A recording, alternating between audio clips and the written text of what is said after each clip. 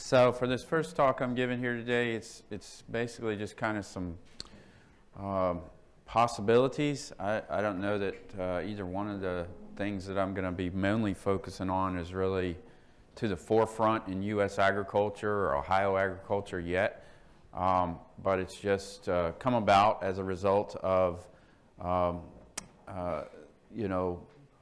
resistance, quite frankly, herbicide-resistant weeds. And so that's what we're going to talk about, is just some other ways to think about weed control. And so, I don't really know a lot about where you all are coming from or what your mindset is, so I feel like I have to introduce this a little bit. Why would we look at these weird control options? I know my own growers in my own state for the past several years have said things to me every now and then about, Kevin, why are you doing this weird stuff? And really the reason for that is because almost all of us, not just the farmers, but everybody in the industry, when you say weed control, the first thing that comes to your mind is, what kind of herbicide am I going to spray on what kind of weed am I talking about? We always fall back on that's what we're going to do, and I would even say we fall back on, most of us think that's what we're going to be doing for the next 20, 50 years, whatever your time frame is. And I'm not so sure that's the case for a lot of different reasons. Most farmers, there's been numerous surveys done that support this. Quite frankly, we're spoiled. We have been spoiled all through our history, and we keep getting saved every time we get these resistant weeds over and over. And most farmers expect that companies are going to come up with something that is going to solve the problem. And I've always said, why do we keep thinking that a herbicide, a company that is solely in business, whatever company you want to mention, all the big ones, their whole purpose is for making pesticides and herbicides to kill weeds. Why do we think they're going to solve the herbicide-resistant weed problem? But that's what we keep on doing. We think that's the answer. And it's just because we've all been spoiled, and it's because how good it's been. But I don't know how bad, I'll let Alyssa talk to this issue, but I don't know how bad this is in Ohio. I've been in Missouri as the state extension weed scientist for 20 years, and water hemp has been the #1 problem for 20 years. We first discovered the first glyphosate-resistant water hemp in the world it was on my desk when I got there as a problem for this farmer, and it was literally a note that said in 2003, I wish I would have kept it, but there's this farmer north of the Kansas City airport that says he can't control water hemp anymore with glyphosate.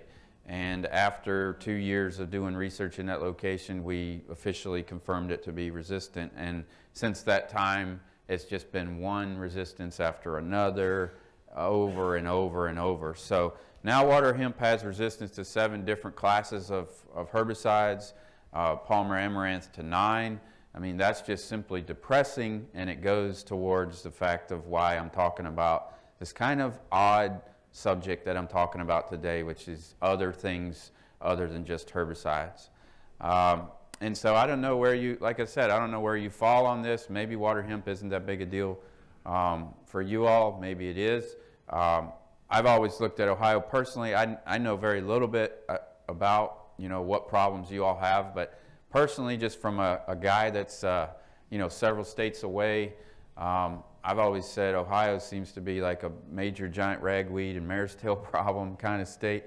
But where I'm coming from is water hemp is always been and is our biggest problem in Missouri. And so, in Illinois and Iowa and Missouri, we've all found different types of resistances lately.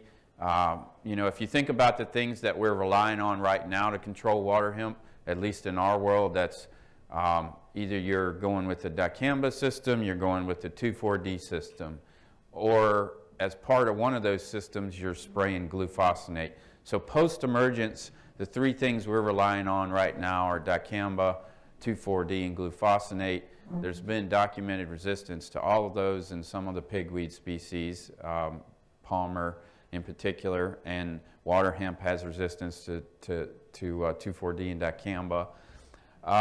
And so when I think about pre-emergence herbicides, certainly the group 15s like Dual 2 Magnum, Metolachlor, Zidua, things like that. Aaron Hager, my colleague in Illinois, has found numerous populations with resistance to those. So I guess what I'm getting at is everything that we're currently relying on pretty heavily, we have seen resistance to in water hemp. So why not think about something that might be a part of a future system, possibly. And so I tell people all the time, there are no bad ideas. Any farmer or anybody who wants to come to me with idea on how to kill weeds, we'll investigate. And don't misinterpret me. I don't think we're going to go away from herbicides altogether in our future. I just think we're relying on them too much, and it's going to create more and more resistance.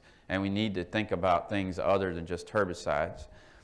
So I guess one of the reasons somebody asked me to come here, I'm not exactly for sure who I need to blame for asking me to come all this way, but is because some of the work we've done on electrocution and some of the work we've done on seed termination with combines. And so those are the two primary things that I'm going to share with you all today, is kind of where we are with that and what we've learned. There's still more to learn about both of them, but I'm going to start with electrocution. And so there are two primary companies that I know of. I could be wrong, there could be more, but that's kind of seem to be the leaders. One of those is based in Missouri, and so it's a natural partnership. It's out of Sedalia, Missouri, and it's called the Weed Zapper, and they actually sell quite a number of units throughout the U.S., and it's really beyond the U.S., it's throughout North America.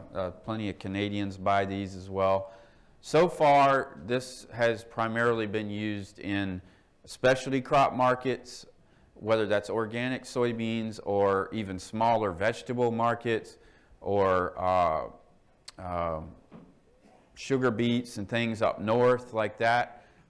So really not much into conventional agriculture, soybeans, that a farmer that has 5,000 acres of soybeans, you know, you're not seeing too many people like that purchase these. And I don't think we're even close to being there yet, but that's where we're evaluating these from, is from the standpoint of, could someday this be a part of conventional agriculture systems weed control programs? And my whole view on it has mostly been, maybe it's retailers or something that do custom spraying. Maybe they offer this as a service later in the season, and we'll get into that in a minute. So if you don't know what I'm talking about, this is one of the smaller units. Obviously, we're doing research in small plots, so we didn't care about getting one that's huge and requires a whole lot of horsepower and all that. We really wanted the opposite. So this is one that has a 10 to 15 foot boom, and the generators on the back there, as you can see, that's a PTO generated electricity that is funneled up underneath of the tractor to a boom up front that electrocutes whatever it comes in contact with. So this kind of got a couple videos. This presentation is more about pictures and videos than it is about whole lot of data. But I will rely on all the data we gathered in making my comments. So probably all of you are familiar with the rope wick applicator. It's the same concept, except you're using electricity. And that means that whatever the bar touches out front is what's going to get electrocuted and hopefully killed if it's a weed. And so that's just kind of one shot of it. Another shot of it is early season. This is actually, I know you can't see it, but it's a pure stand of giant ragweed. We have some giant ragweed too. And so it's very, very small and probably 4 to 6 inches right there. And I would say this is not a time when we would recommend using this. I don't feel like this is what we're going to be using this in the future, but we did evaluate this. And I will say giant ragweed and mare's tail are two of the weeds that this machine controls the best. They come to the top of the list. And so after we did these plots, you would see pure, 10-foot swaths of completely brown, necrotic, dead giant ragweed.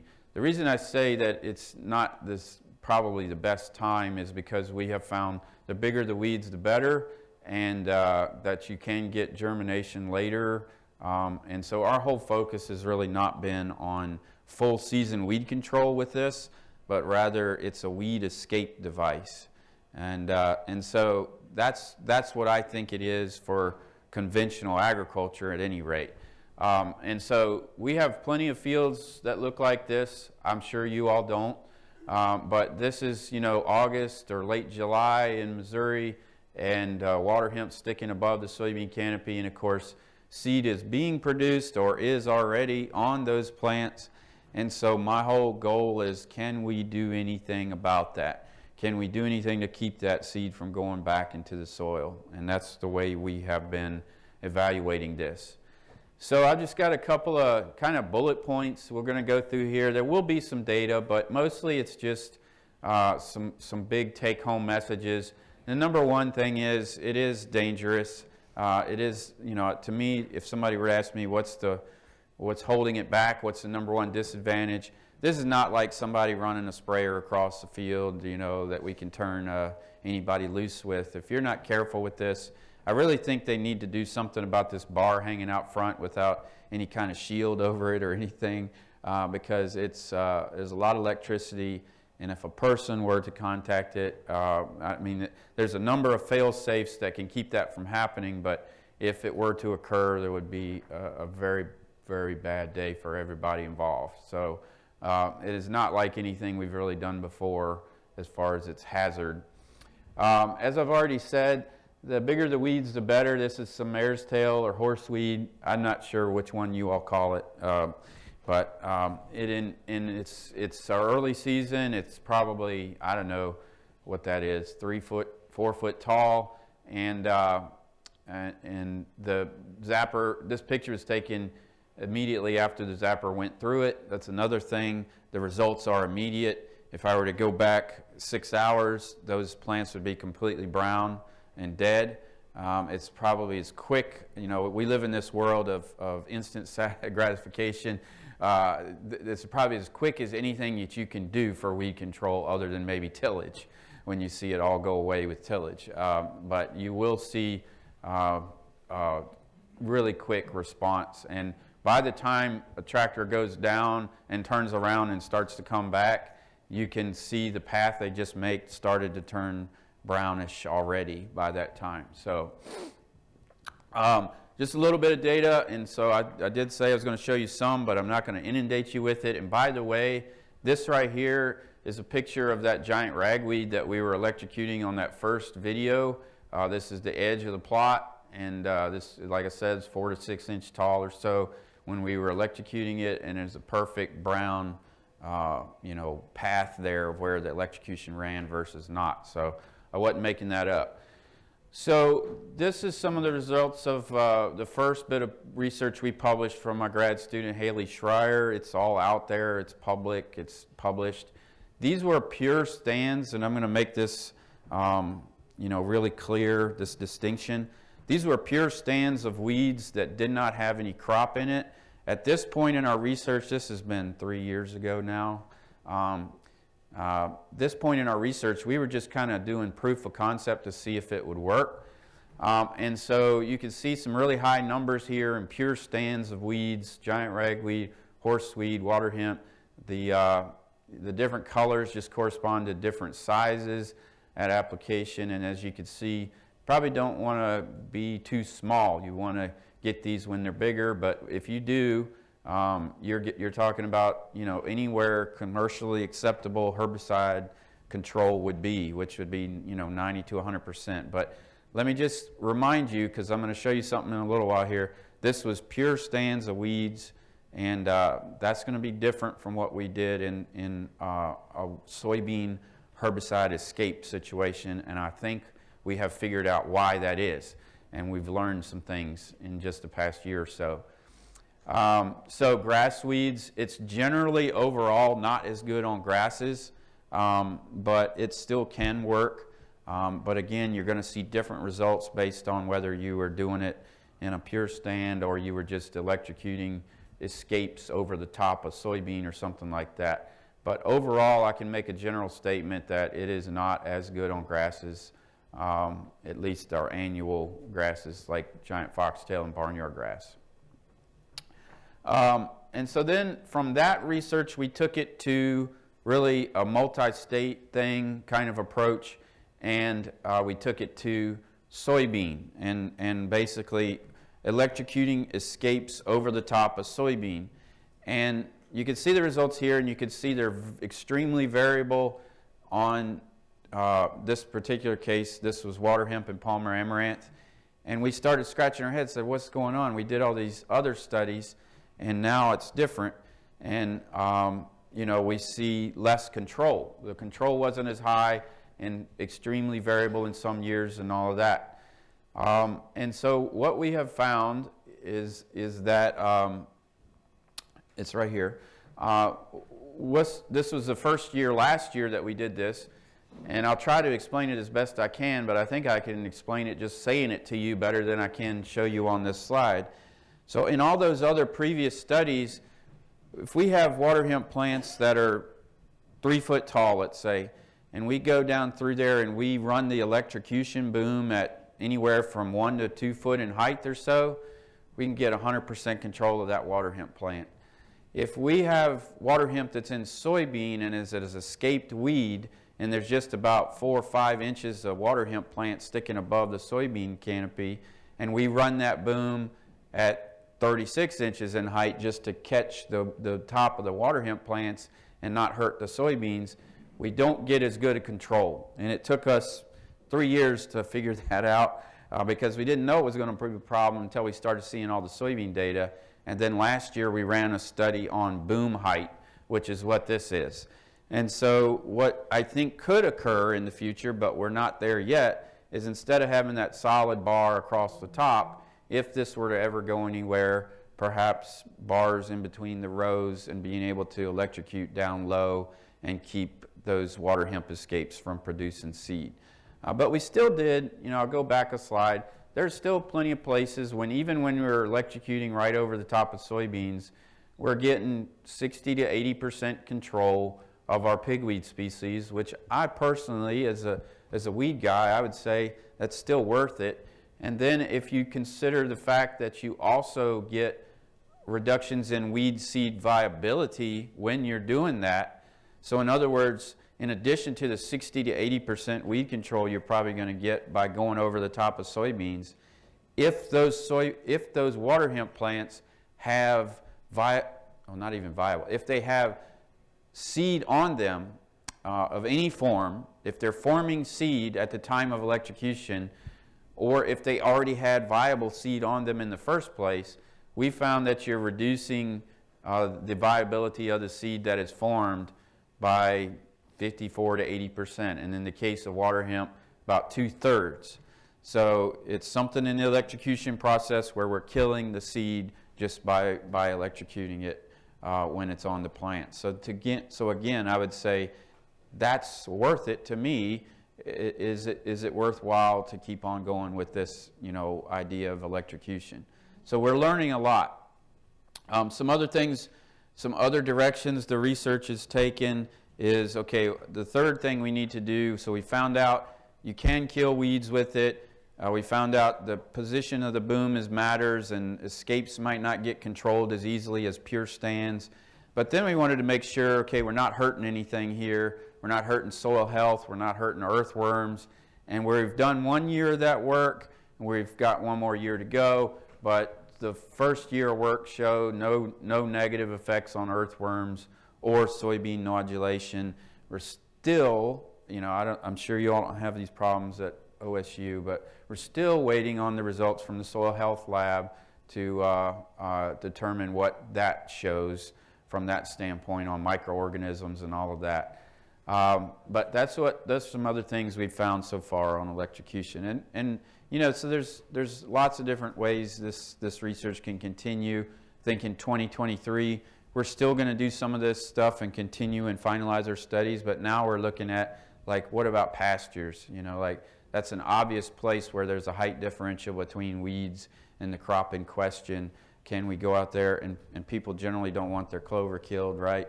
And so can we go out there, and could it have utility in a pasture? So still a lot to do there. So that's electrocution and electricity as a potential method. And obviously this research just has implications for any company that wants to put robotics and electrocution together, because we're learning things about all of that. And so I think our future has a lot of possibilities there. The second thing, I'm going to finish up with a variety of things that we really haven't done research on that we should be thinking about. But the second thing that we have done research on that I'm going to talk about specifically is these on-combine seed destruction devices. And so these are not new. They might be new to us in the U.S., but they aren't new to Australia. I think Canada is even ahead of us, in my personal opinion, on this. And this was discovered probably, I don't know the exact date, but this is 15 years old, right, in Australia when Mr. Harrington started. He was a farmer that was working with a university in Australia and a weed scientist in Australia, and they came together and said, hey, weed seeds go through combines, and so what if we could do something to kill the weed seeds and not put them back onto the soil? And so that's the whole premise. And so right now, this is just Kevin Bradley's opinion, which doesn't mean much, but I think that basically three companies are leaders and really in this whole area, in this whole space right now in the U.S. Those three companies are ReadyCop, which is probably has more units running in the U.S. than anybody right now. And they definitely have quite a bit going on in Canada. The second company is the one we worked with, and that's Seed Terminator. And they're also Australian-based, and they were great to work with. I just don't know that they have a whole lot of penetration into the U.S. yet, but I know there are like 3 or 4 farmers in the U.S. that have these devices. And then the third company that I don't hear a lot about anymore, and I don't know how much they're really into the game anymore, is the original, which is, it's called the IHSD now, Integrated Harrington Seed Destructor, but it was the Harrington Seed Destructor Company that started all this. So that's, like I said, that's just my opinion. The way this has gone, ReadyCop has a pretty tight relationship with John Deere, and to the point that in Canada, I'm pretty sure there's a checkbox option on new John Deere combines that if you want a destruction device, then it will be a ReadyCop unit that's added into your John Deere combine. We're not there yet in the U.S. I don't know if we will be or not, but that's they're well ahead.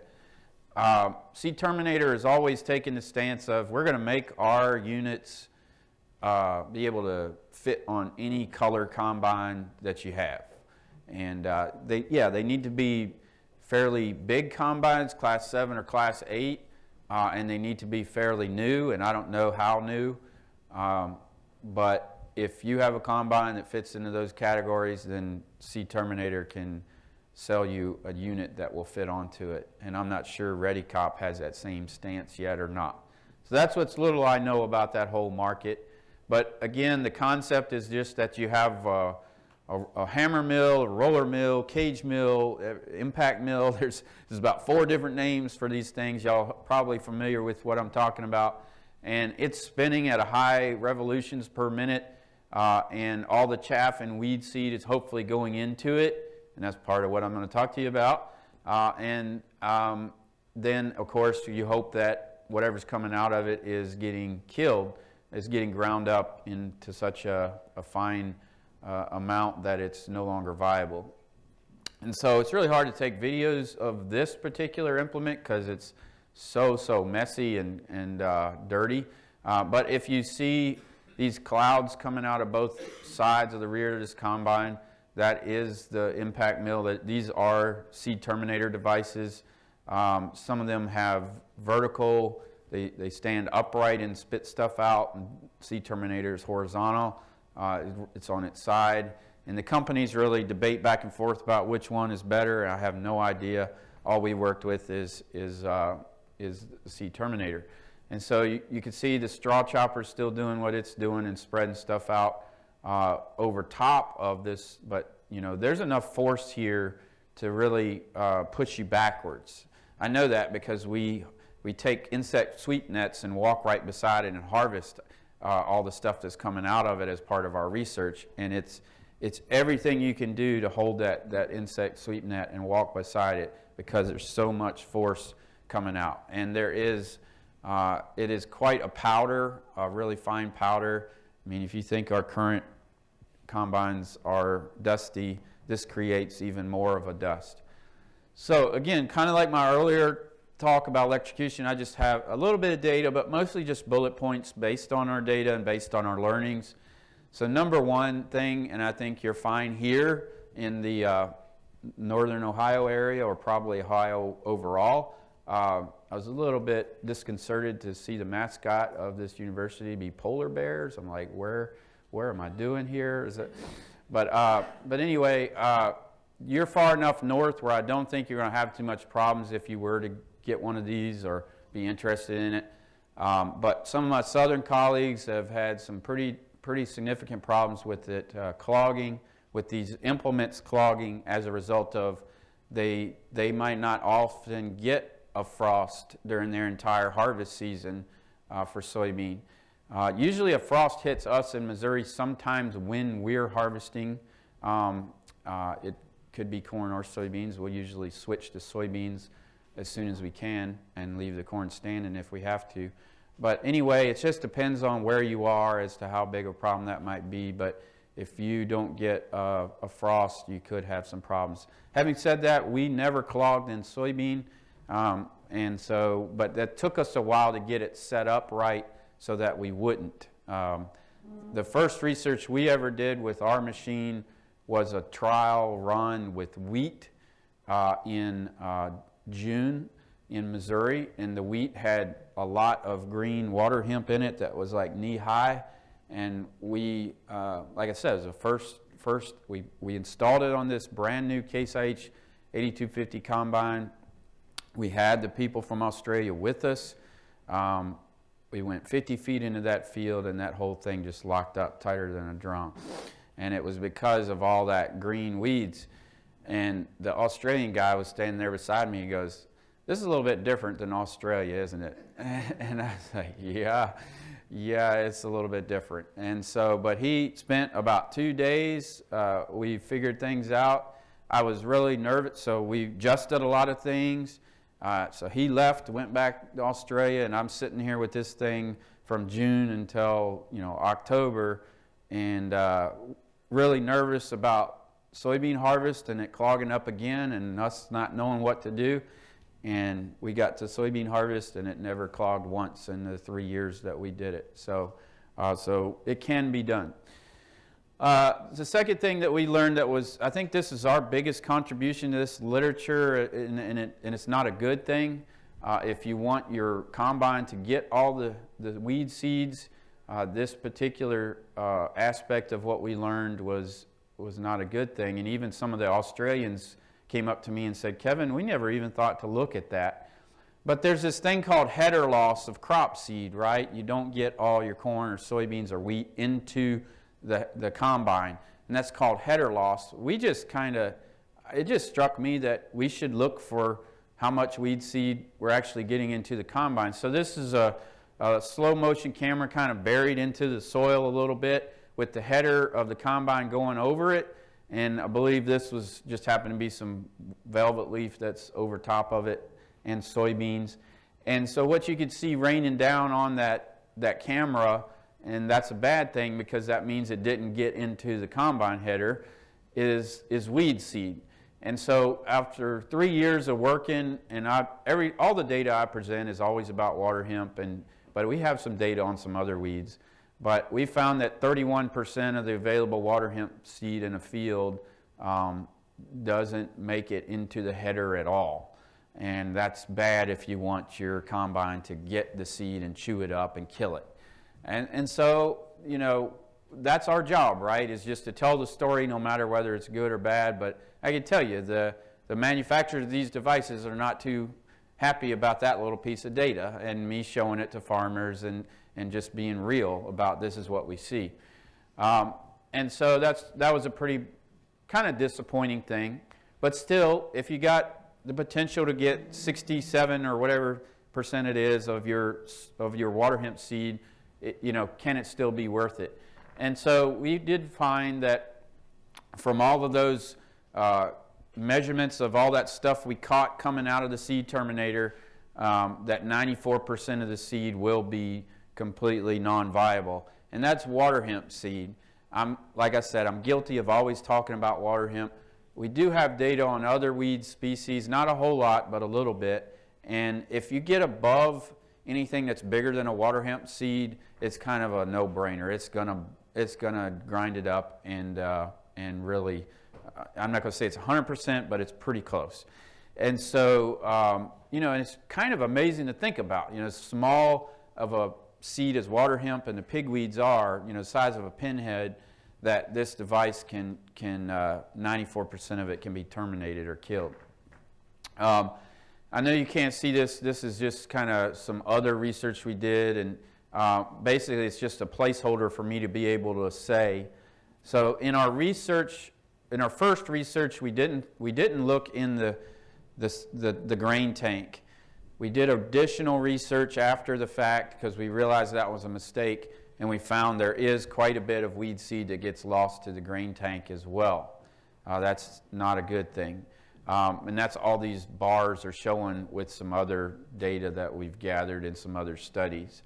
And so that's another source of loss. So let me go off on a little bit of a tangent away from soybean here and just tell you about something we started looking at corn in 2022 with a multi-state study, and just give you some results of that, because the obvious question is, okay, you're talking all about soybean, Kevin. What about a farmer that has corn and soybean as their normal rotation, which is what we have. So here you go. I only have 1 year of data, but the thing with me and corn and whether this would even be a good idea is this doesn't show up all that great, but there's some water hemp plants sticking up there after this. This is just a typical, in my view, this is a typical thing of what I see in corn harvest where, there's often still water hemp standing, which means it's not going through the machine. And there's quite a debate among me and some of my weed science colleagues about whether it was even worthwhile to do this project, because some of them said, yeah, there'll be weed seed that goes into the header and into the corn combine, but others said, no, it's not going to even be worth it. It's going to be so small. So here's what we found after one season across, I think it was 4 states, I think. Well, first of all, if you get into the grain tank and just sit there, and every now and then, at least in Missouri, I'm sure this doesn't happen in Ohio because y'all don't have any weed problems, but if you just sit there and just kind of do this with your hand to what's coming out of that auger, and then just kind of do this. For us in Missouri, every now and then you're going to see a water hemp seed in there, okay? And so there is water hemp seed that's going into the grain tank, and that's what I'm trying to point out there. If you have, this is Arkansas's data, they had a Ready Cop unit, and so if you have an impact mill on your corn combine, we did find last year 86% reduction in pigweed seed returned to the soil as a result of having an impact mill on there. So now I hope you're kind of tracking with me. If you could think about what kind of results we saw in soybean, and if you're a corn soybean farmer and you have a rotation and now you got an 86% reduction there, year after year after year of having one of these devices, maybe it's worth it for you. I mean, we can see substantial reductions in weed seed returning to the soil, at least with pigweed. So, okay, going back to soybean, I'm off of my brief tangent there, finishing up with my comments about these devices and particularly in soybean. All the time people want to know about, this is the number one thing they want to know about is it going to slow me down? Because Lord help us if we got slowed down for anything during harvest, right? But it's not. It does not cost you time. It is going to cost you money, which is what I'm going to talk about. But it does not slow you down and decrease productivity, at least in our research over 3 years of doing it in soybean.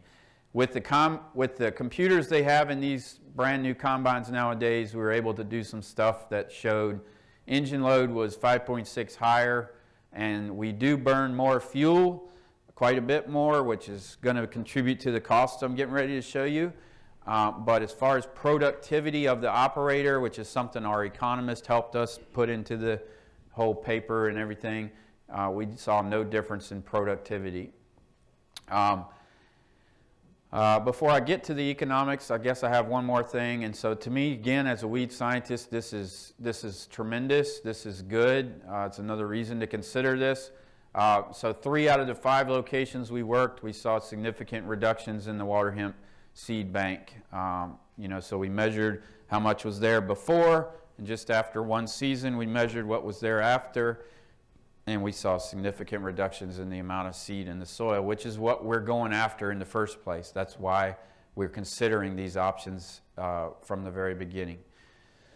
So the bad news, right now, depending on what company you talk to, this whole market is, they're trying to get as much money as they can until it all kind of settles out.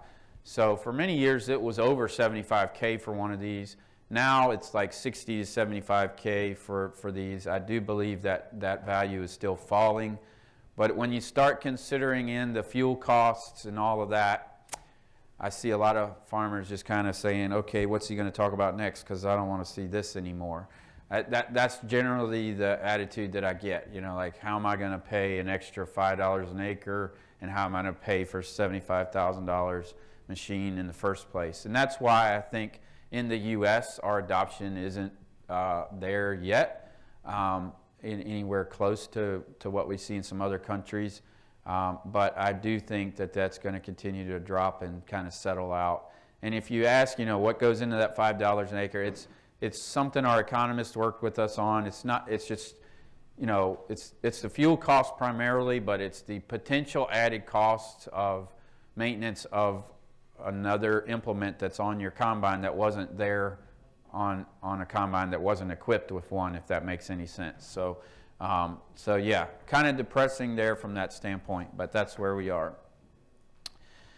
So I can't answer this question right now. It's probably got to come down in price to make it worthwhile, but I think there's more and more interest all the time in this whole concept of doing something to keep the seeds from returning to the soil. So just a few more comments just about other things that we don't have any major research going on, and quite frankly, I don't know too many weed scientists in the U.S. that do, and that, what I mean by that is I don't know too many weed scientists that are doing much with robotics. I do think robotics is going to be a huge part of our future, but unfortunately, robotics is just one of those areas where you're talking about some pretty high dollar equipment, high risk, high dollar startup companies, and high risk, high dollar startup companies that don't want non-biased university research right off the bat.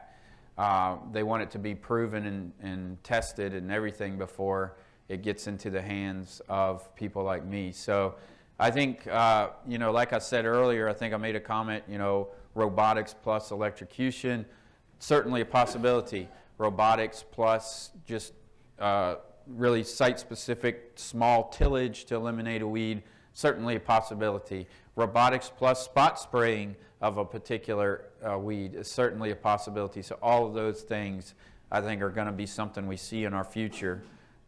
Cover crops, I'm talking about cover crops in an hour or less, I guess, or whatever that is at another talk. And so I'll leave all those comments for now. But obviously, cover crops are something that anybody can do right now, and they already are being implemented. And precision sprayers, the See and Spray, there is some research on that from universities, and probably going to be more in the future. I think they're probably going to be something that becomes almost standard, I'll just say. And one of my primary reasons for saying that is because of everything going on at the EPA, what we're seeing with our regulations, and just the ability to be able to say we reduce total pesticide load on the field is probably something that agriculture is going to move towards. UAV sprayers, I saw, I think a company downstairs, everybody's getting into this. I don't think we have any clue about figuring that out yet I think we'll get there, but there needs to be things that happen on our herbicide labels and at the FAA in order to make that legal and make it happen. And we're still learning about whether this is a good idea or not, or how it's all going to shake out. There's all kinds of crazy ideas and crazy startup companies, and some people would call them crazy. I would just say, like I said earlier, anything's possible. There's a company in this state that took the whole idea of, the combine seed destruction devices, and they're saying that, hey, we can use, infrared light to destroy weeds instead of chewing them up with a cage mill. I've talked with that company. I haven't done any research with that company, but I have talked with them, and I just go by my earlier statement. Anything's worth looking into.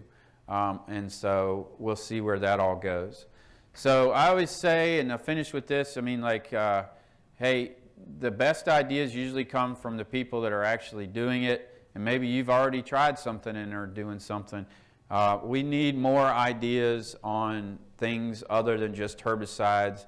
Not that they're going to go away, but just things to integrate with our herbicide programs and prevent these resistant weeds from continuing to get worse and worse and worse. So I guess I'm done with that. These are all our ways you can interact with us through social media. Also, I'll just mention this, we were really glad to be able to join you all this year on your weed control guide. And so I've been promoting that in every meeting I go to. We just kind of had some problems in the past with our own weed control guide, and why not get with a bunch of really great weed scientists and put one together. So I think y'all have always had a good publication. We're glad to be a part of it. But we put a lot of stuff out through social media and Twitter and Facebook and all of that, so feel free to follow us. So with that, I guess I turn it over to Alyssa, unless we take questions now, or I don't know. I guess we're taking questions now.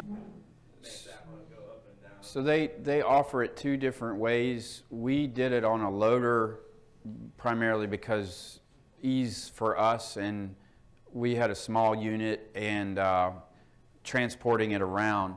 They prefer it on a front-mounted three-point hitch, which is what that one on the John Deere, that's what that was. And from talking with applicators that are I don't know, applicators not the right word, people that actually run it. I've sat in the cab of that John Deere with some organic people that have like a 40-foot model, and they say the front-mounted three-point hitch is way easier and better. They're just sitting there just bumping it up and down as needed real quick, which is not as simple with a front-mounted loader. Yeah, so the company actually encourages the front-mounted three-point hitch. Not really, not in our geography. I know in some geographies it could be, but for the most part, we don't really have to move it at all in our studies and in our fields. But you get into places with terraces or something like that, it could be a challenge for sure. Anything else? Yes, sir.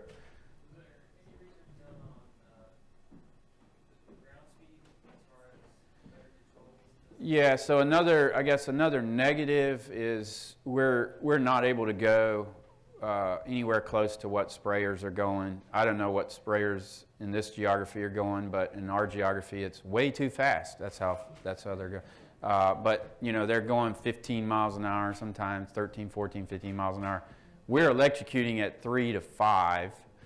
We did do some studies on whether you could electrocute and whether it makes a difference, but we never went above like 6 miles an hour because the company said don't do it. Just don't want to do it. But so the faster you go, the less contact you'll have on the plant and the less control you'll get. So we didn't spend a whole lot of our research time trying to even go like 10 miles an hour because they already told us that's not going to work. You really should never go above 6 or something like that. So we're usually going like 4 or 5 or something like that.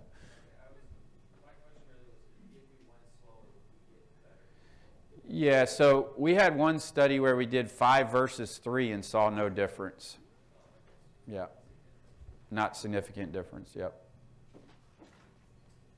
Anything else? Yes, sir.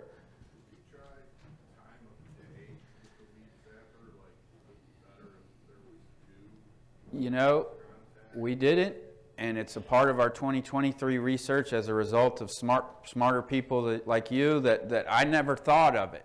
I got a similar suggestion from a farmer like 2 months ago, and I was like, you know, that makes sense. There's probably a lot of reasons for us to do that.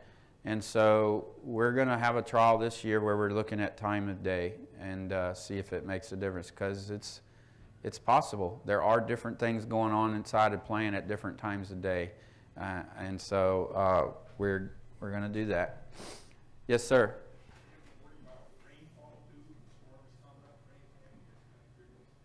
I mean, we've never had that situation, but I mean, like we would just pull out of the field if there was rainfall coming up. But yeah, it's not something that's been an issue. I will just say, and I don't want to take Alyssa's time, but I will just say that another danger that I didn't mention, and another reason why I said it's probably not something we want to do early season. This is not something for dry environments, or like or here's an example of something that happened. We had a field that was burned down with glyphosate, and well, it was just glyphosate. And it killed all the henbit and chickweed down low and everything, but it was mare's tail there, and it was glyphosate-resistant mare's tail. So we're creating a perfect environment for us to evaluate mare's tail, right? This is like April, and all the henbit and chickweed are brown and dead and basically serving as kindling, and the mare's tail is green, and we go across it. And this was almost like the first study we ever did with the zapper. We go over that with the zapper, and we're touching these green mare's tail, but it's sparking down below to all that dead material down there, and it caught on fire. And so we caught the field on fire, and the guy that's running it that works for me, he's just driving along, he has no clue, and we're, get out of there, get out of there. But, you know, like, so it's never been an issue in the way that that I think this ought to be used in like June and July when everything's green and juicy and all that. But you wouldn't, and some people have asked me like burning down cereal rye and all of that, or wheat and things like that. I was like, no, I don't think you should go there with this thing. That's too much of a hazard for a potential fire. If there's enough stuff that can serve as tinder and you're in a dry environment, say let's talk about going out west or something, this would not be a fit there. It's not even an issue. In fact, you don't even see it spark in most of the soybean studies and everything. Everything's so green, and all you can hear is it just popping. You can smell, but you rarely even see the spark and stuff like those videos shows. I show those because everybody loves to see, you know, weeds, you know, getting sparked on and electrocuted and everything. But usually you can't even see that. So, yes, sir.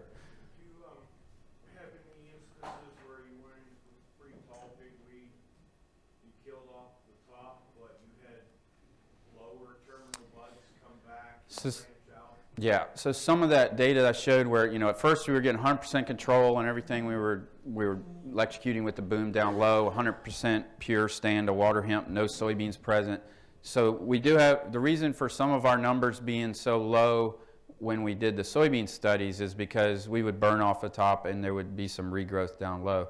And we're still getting 60 to 80% or control or whatever, but the reason we weren't getting 100 is a lot of that. And it's because, in my opinion, it's because we're only hitting the top 5-6 inches of that water hemp seed head. We're not able to get that electrocution boom down low and really get it. That's just my opinion of what's happening, but that goes along with our observations about control and everything. So when we're getting it down there where we really want it, we really didn't see. I was surprised. We never really saw any regrowth or anything. But when we're not able to get it on there as fully as we want, we can get some of that type of regrowth for sure. All right. Well, you just tell me when I'm supposed to stop. But one more. We got time. We got actually 10 minutes. Okay. Okay. How much fuel were you burning that generator? Yeah, we never looked at that. That's a good question. So it's something we could look at, but we haven't looked at it yet. That's a good point. Make comparison to maybe what it was spray versus that. Yeah. I have no idea if it's like causing us to burn tremendous amounts of fuel or not, to be honest. I will say, you can hear it bog down. You can hear the generator bog down when you get into some heavy, thick stuff. Maybe you wouldn't think that, or at least I didn't think that at first, but particularly thick grass stand of nothing but grass, you can hear it bog down. Yep. Anything else? Yes, sir.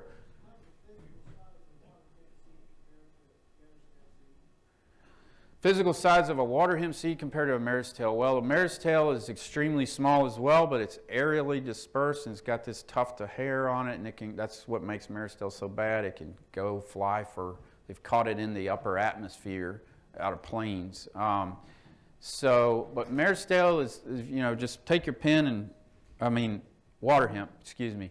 You take your pen and make a little dot. That's literally what a water hemp seed is going to look like. It's one of the smallest weed seeds that we have, the size of a pinhead. So it's very, very small. All right. Have you worked with a flamer at all?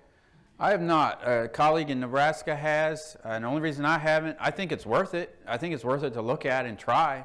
I just haven't had a grant to do it, or I haven't seen any interest or any real companies doing it in Missouri, or I just haven't even looked into how to get one, but I think it might be worth a try. It goes along the same lines of everything I've said today, but one of the leaders in that whole area is a guy in Nebraska that's looked at them, and he's shown you can get weed control. It's just, again, everything, there is no silver bullet. We don't talk about 100% control. Everything has advantages and disadvantages, and one of the disadvantages of flaming is just, again, the safety, the cost of the fuel and all of that. So, but as far as efficacy, it can work.